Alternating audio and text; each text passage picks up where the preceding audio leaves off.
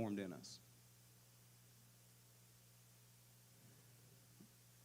Because the context of this, if you read the whole verse, whole chapter before this, he's saying there's nothing different between a slave and an heir, as long as the heir refuses to grow up. Even though there's an heir, and all of us are heirs to the kingdom of what the price that God paid, there's no difference between a slave and us being a child in that state. The bondage is the same. So this is the intent of what Paul is praying. I'm travailing again because they've done forsaken God for the most part. They've given themselves over to other things. Life is happening. Everything is going on. And yet they've lost hope of the things. So we come in here most all the time for 3 months now, and we're hearing things about seed time, harvest, revive.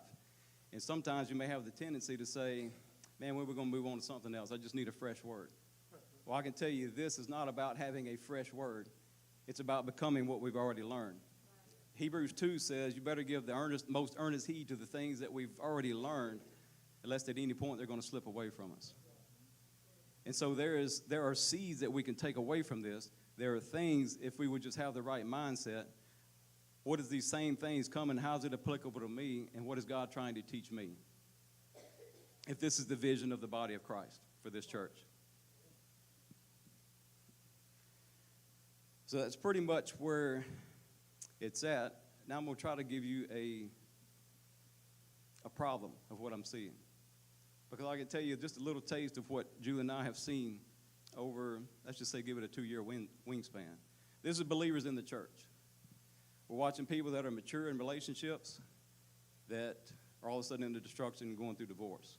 It's just situations close to us. Watching youth come up in the church, go on mission trips all around the world.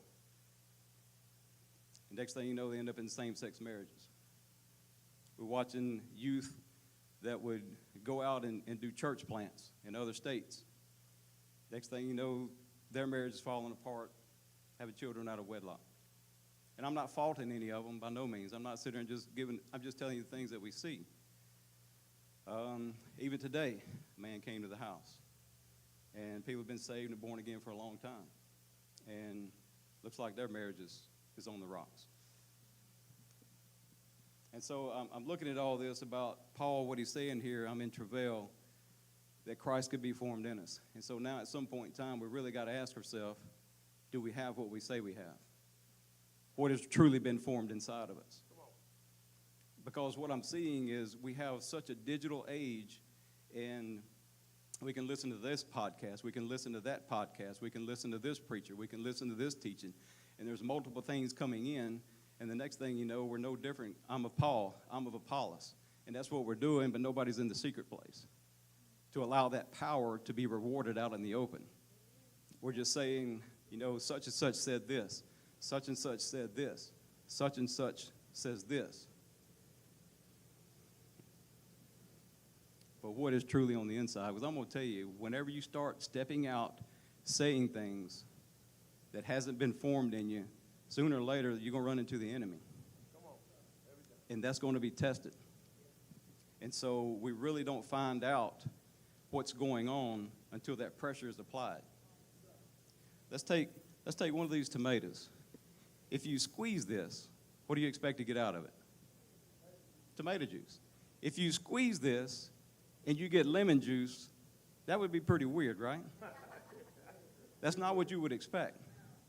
It ought to be just as weird if you squeeze a Christian and everything but Christ comes out.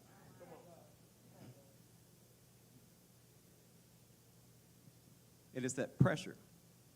Mr. John, can you, because I'm going to tell you what's happening. This is what I see when things haven't truly been formed between us and God alone with him in the secret place. What normally happens when issues come up, because all of a sudden we can hear all these other things, and all of a sudden we've got all the answers. We've got the theology. You may know the Bible forward and backward. But all of a sudden what happens when a situation comes up and you have all the answers, but you have no answer for your situation? It's not working.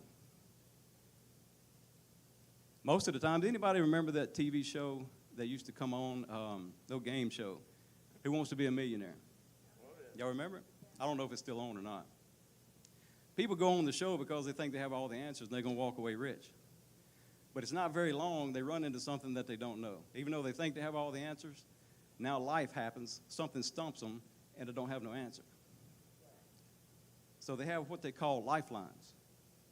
The first lifeline, y'all remember what it is? It's poll the audience. So everybody's got the clicker. You got multiple choice answers up there. What do you think happens when the audience is polled? What do you think would happen tonight if I made a statement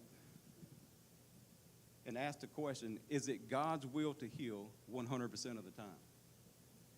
Do you think everybody's answer would be the same? Because I can tell you, I've prayed for people and believed in God and watched them die.